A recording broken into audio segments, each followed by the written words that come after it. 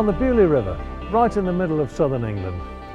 I've been coming here in my boat since 1972, I reckon, but in 1986 I came up the river in my old pilot cutter, which was built in 1911, and I lived on her with my family.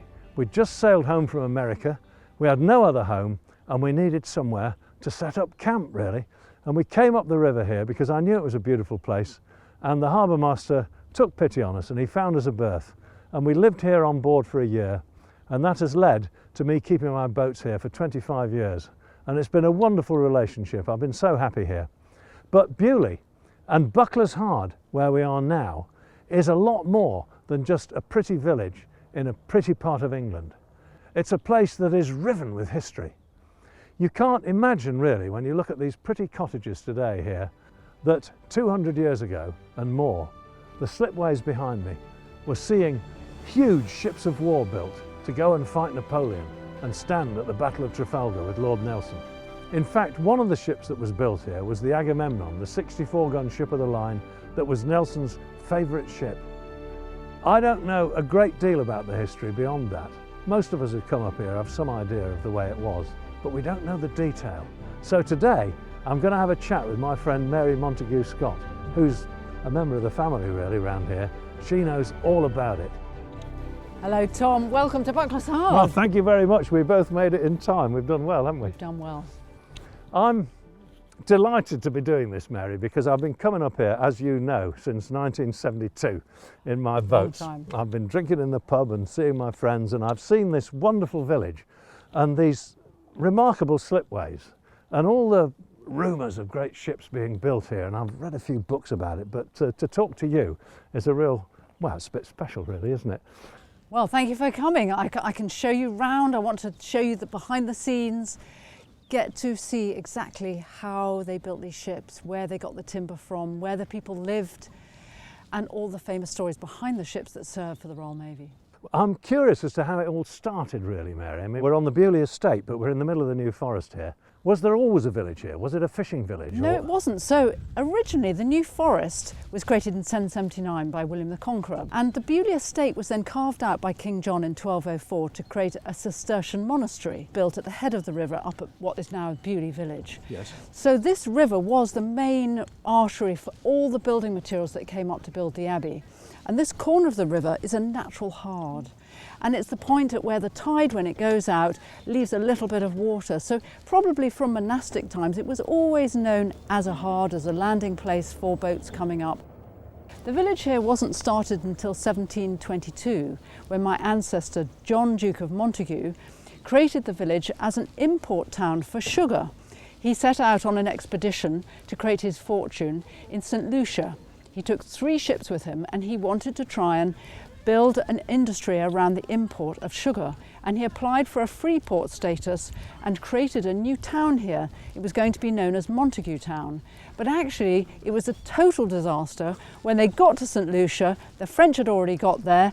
He lost all his money on the venture, but what had happened is back here the houses had started to be built and this village was created, and was then known not as Montague Town but as Buckles Hard, after a Mr. Buckles, who was here as probably a boat builder from around the 1700s time. Because if you were building serious warships here, and I believe that they were, I mean Agamemnon was built here, wasn't she? Indeed, a 64-gun, but that wasn't the biggest.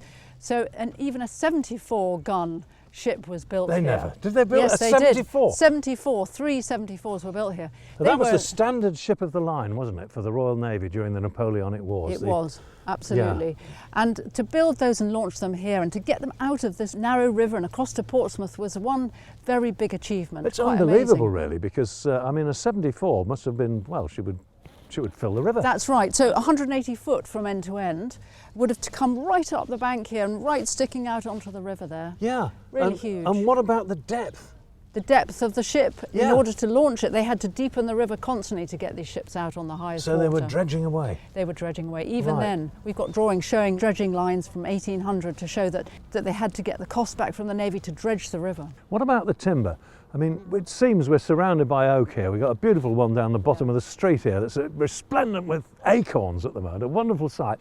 Did all the wood for these great ships that were built here? Was it all sourced locally? The actual New Forest is a crown piece of land, and it isn't a forest. It's called the New Forest. It's neither new nor a forest. It's actually a Norman word. The forest, Nova Foresta, implies a big piece of land, but not a wooded land. Okay. And the trees that were grown in the New Forest were for the royal dockyards. They were owned by the Crown, by the government. So all the timber that was grown went to Portsmouth, Chatham, Deptford, wherever for the royal shipbuilding. This is a privately owned yard on a private estate that happens to be within the New Forest. So the timber that was on the Beaulieu estate, the Beaulieu estate was about 10,000 acres. Yep. In those days there was probably 2,000 acres of woodlands here, would have been used specifically for shipbuilding, and that's one of the reasons why they chose this site, because there was this large estate around it that had timber. Where did the ironwork come from? Did they have a forge on site? Or- So there was a forge on site here, and that would have been a big part of the industry here. So he'd be banging out the nails and the bolts and things. The nails and bolt, and the keel bolts in particular. Yes. So the keel bolts on the Agamemnon was 16 foot long. No! Yes. So that had to go. Can you imagine fitting it? Because you'd have to have forged it and bent it in. Yeah. 16 foot long. Dear, And the dear. wreck of the Agamemnon, which is in Uruguay in the River Plate, we've got some film showing those keel bolts still standing in the wreck. Well, they'll be wrought iron, and the wrought iron just doesn't go away, does it? And they're still sitting in the seabed where the wreck Oh, is. isn't that wonderful? They would need to be very, very snug in the timber so that when you whack down for the riveting, they didn't. Can you imagine the noise of banging these huge bolts in? It would have been a very noisy yard here, actually. It would, and all the caulking would have been a grand sound echoing back from these houses. And wouldn't all it? the saw pits and the men shouting and all the people around. Yeah, I mean, what a rotten job being the bottom bloke in a saw pit, Mary. Can you imagine? What a card to draw in life. Would have been bad. But I should imagine they took it in turns, don't you? Oh, do you think they did? Oh, I'm sure the that's underdog would have changed places. What a generous soul you are. I always imagined the nipper was sent down. The smaller person.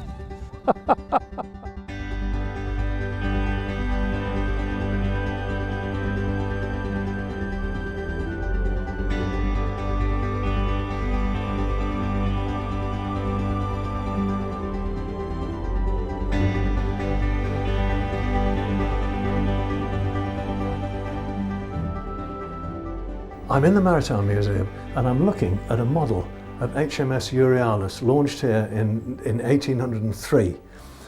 Just a while ago we were looking at a model of the whole village, and on the slipway was this vessel being built and just about to be launched, so it's a lovely little tie-up. The vessel had a very distinguished career, and at the Battle of Trafalgar, being a frigate, the eyes and ears of the fleet, she was out there signalling on from Nelson so that other people could see what he wanted, and she actually repeated the famous signal, "England expects that every man will do his duty," and there it is. It's flying now in her rigging. Later on she had a distinguished career, and she stayed in commission almost until 1850, or maybe a year or two after.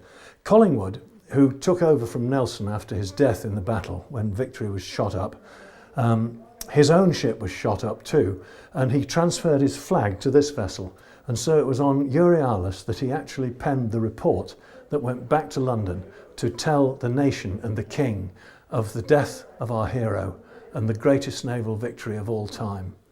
So a wonderful vessel, but there's more than that, because when we look at her, we see, those of us with eyes of a seaman, we see a vessel of astonishing beauty. That sheer line running from the bow and sweeping up to the stern is something that William Fyfe, the great designer of yachts, would have been proud to have drawn. So what we have here is an engine of terrible destruction and astonishing beauty, launched here at Buckler's Hard.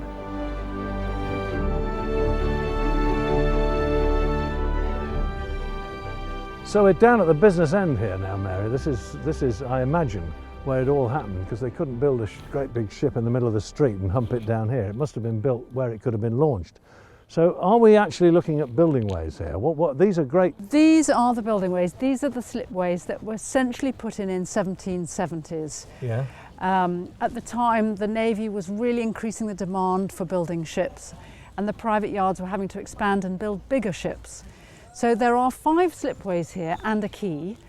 And this is the biggest slipway here. This is the one that was used for the much bigger ships, the 64 or the 74 gun ships. And as you see, the angle of it goes out across the bend of the river where there's now this marina, Yes. so that they could, when they launched the ships, these really big ships, they could go down the full length of the river there in the bend. And the slipway here is at a declivity, ready, of 4%. That's what we need for launching ships. That's the drag on the quay, is it? So that's the angle of which it Yeah. goes. And there were capstans embedded all the way up the high street here, which would have been for the brakes and locks for when they launched and could haul ships up or release them when they were launching. On the day of the launch, the Navy would send a huge crew of people to come and assist in the actual launch. I see. And they'd bring a cradle that would come over from the Royal Dockyard to put the ship in to help with the launching. And they greased the rails, they'd create rails with tallow. Yeah. And then, of course, in the actual launch, the thing went into the river and then braked on the capstans to stop it just shooting off. It would have been a wonderful sight to see. And it would have pushed down the whole bed of this slipway here. Yes. Where the huge timbers that ran along the base of the working slip were pushed into the mud. And when we've done archaeology, we've found 8 timbers deep going down on this particular slipway, slipway number 1, where they've launched a ship, they've all been pushed down and then they've laid a new set on top. For the next one? For the next one. If you look over there, there's an example of one of the timbers and you can see the scale, so that's one of them. That'll be They're a piece big, of greenheart, won't it? It would have been actually, and I think a lot of them are elm. Elm. Because they're sitting in the mud. Right, yeah. And they are in the intertidal area. So they're actually underwater. And if you Yeah. dig down, not very far, you'll find the timbers are all still there, just hovering under that bit of grass. So is this quay the one originally that was built to do the sugar trade that never happened? I think that there was always a quay here because this is such a critical point in the river It is, for isn't it? people coming up and down. Yeah. And I reckon there was a quay here, but this quay essentially was built in the 1770s when they built the new slipways to expand it for an increased level of shipbuilding. And this quay has been rebuilt every 20, 30, 40 years. Well, it would work because I can tell you that when the tide ebbs from up there, it comes roaring past It here. does, certainly. It'll scour it out lovely.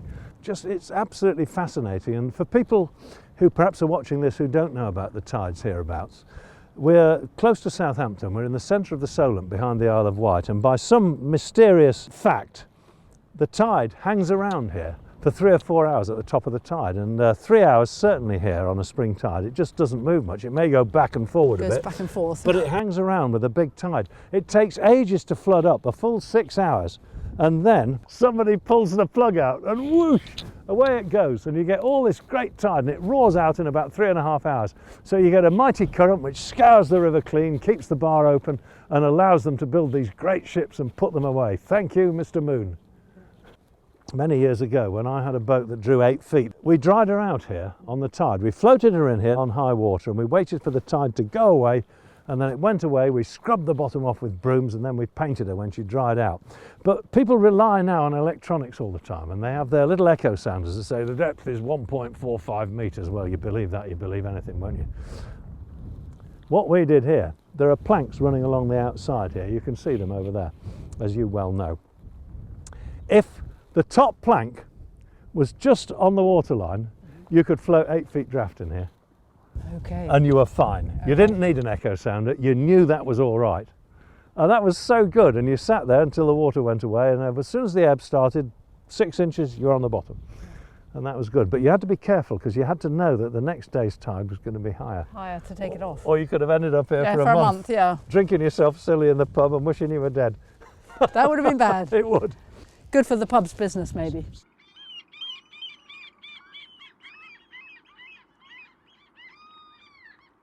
Mary, we've got a magnificent building here. It's just beautiful to look at, and I'm curious, and I'm sure a lot of people are, as to what it is. Well, a lot of people mistake this for an original building from the 18th century, but in fact we only built it 5 years ago. We've built a replica 18th century shipwrights workshop here, and it was built from timber from the estate using the methodology that was used in the 18th century. So we used only hand tools from the conversion of the timber right through to the building. Basically, it's a covered workshop And the idea is that we get boat building, ship building, traditional wooden boat building here again at Bucklers Hard. So we've created a beautiful workshop. Now all we need is a shipwright to come and work here. Yes. So we're looking for someone to come and help run this and actually maybe build and do replica work or restoration work of old wooden boats. Wouldn't that be magnificent? What about these houses? Well, first thing to point out about this is that it's a very wide street. Yes. Now, it was planned to be wide. I think that there was an aesthetic involved, but also that there was a lot of space for timber, for all the carts, you know, to be able to access the slipways at the bottom. Yeah, yeah. But also to point out that there's a rich and a poor side of the street. Ah. Now, you'll notice with your eagle eye that these are 3-storey buildings Yeah. and those are 2-storey buildings. Do you know, I've been coming here for 40 Yeah. years and I've never Yeah. noticed. And you will also notice that on this side, they just look a bit grander. Look, that's got a cornice, that one there. Yeah, You they see do, there? don't they? And also, if you look at the window design, a bit more fancy on this side. They're much smaller. They're tiny, the cottages on this side. Yeah. And here they're proper houses. And this is the house where the master shipwright Henry Adams lived. And you can see that it's a much more substantial house. It's got a nice fancy door and it's got big sash windows. Really proper gentleman's sort of residence here. So on this side, probably you'll find the shipwrights, who were the higher paid workmen on the site, would have lived. And on this side, it was more the labourers and the sort of people who took in lots of lodgers.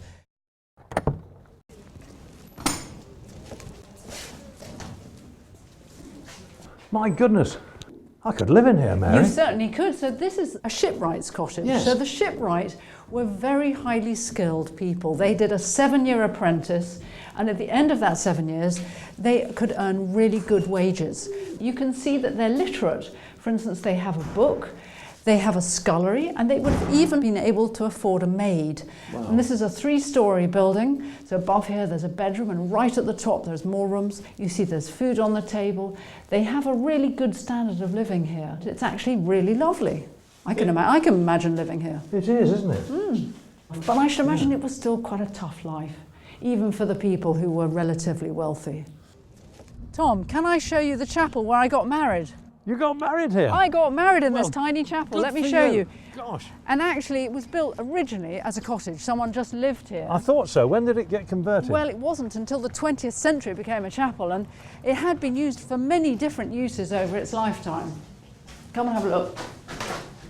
Come and you watch your head. So this chapel was obviously a cottage, and then it's been used as a shoesmith shop. There was a man who made shoes lived here. Then it became a classroom and a school for the village children. And then in the 20th century it became a chapel, and you see here the altar and the lovely panelling that was put in. And there's actually a door that goes directly through there into what now is the pub. So that's quite entertaining. That'd be very useful for the vicar, wouldn't it? Yes, absolutely. Yeah. And the amazing thing is that a few years ago we had to refurbish because we had some subsidence here. And we took up the floor and we discovered underneath a smuggler's cellar under the altar. And that you can see just down there. When we actually got underneath here, it was full of old brandy bottles, old smoking pipes, and some lead pencils from the time when it was a schoolroom. Had slipped down into the pit underneath in the cellar. Well. Amazing. So under the altar, a smuggler's cellar. Well, How about that? Isn't that wonderful? I mean, I used to, when my boat was at Bucklers Hard, which it was until very recently, I used to have Christmas on board. And my family and I would get up really early, have a cup of tea, stoke up the fire in the old bogey stove, and then we'd come up here. And one winter it was snowing, and we came up here through the snow to the Christmas morning communion. And all the people from the little farms around were all here, and the chapel's full on Christmas morning, and it's lovely. The singing is lousy. It was a good thing I was there, Mary. Good but thing. It was, but it doesn't matter because it was just a wonderful communal thing. And we all knelt at the altar and had our bread and wine, and then we all shook hands and wished each other Merry Christmas and went our separate ways. And we'd go down to the boat and have a slap-up breakfast. Fantastic. And it was just wonderful. As you know better than me, Chichester had a very, very intimate relationship with the river, really, didn't he? And he'd gone when I first arrived here in the middle 1980s. We came back from America in our big pilot cutter, 35-ton gaff cutter. And we'd no home to go to because we lived on the boat and we had nothing really. And Bill Grindy, who was the harbour master then, put us on the piles in front of the village here. And we lived there happily for a year. My daughter used to go ashore in the morning in the dinghy. My wife rowed her ashore. She went off to the village school. And it was a lovely time for us. I used to get on a motorbike and drive off to North Wales and teach people how to sail, and then I'd come back. But after a year, Bill said, look, he said, I'm going to have to treat you like a gentleman, Cunliffe. You can't go on like this. He said, we're going to have to contract and you'll have a proper mooring. I said, well, I don't know about that, Bill. He said, well, there's one down the river that'll fit your boat. There's only one on the river, and it's the one that Francis Chichester had. And so we went on to Francis Chichester's mooring, and we were there for 20 years.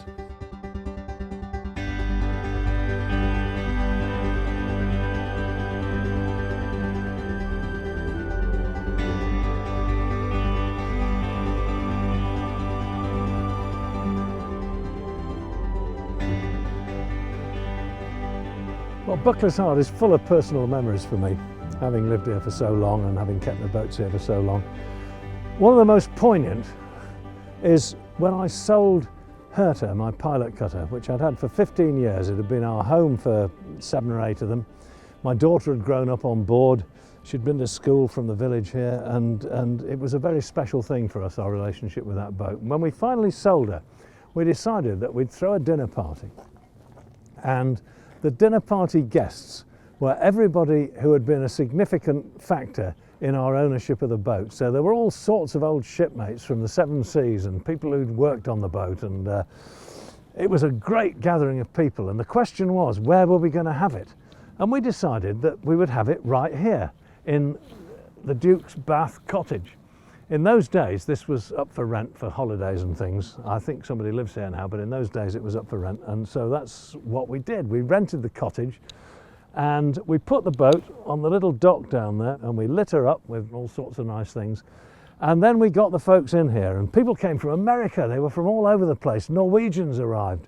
And we had to put an invitation out with all the information on it. And we said, well, the question was, what was going to be the order of the day for dress? What was the dress code going to be? Well, obviously it had to be black tie. But there was a problem, because what you see here, I'm standing nicely on firm gravel. And most of the time that's how it is. But on a really big tide in the river, the tide comes right up over here, and it used to flood this cottage to knee depth. It was been known to happen. And it was a big tide the day we had the party. And high water was going to be about midnight, when everybody would be really getting stuck into the right stuff and having a high old time, singing sweet songs, reciting poetry, and having a night to remember. And so the dress code was black tie and Wellington boots.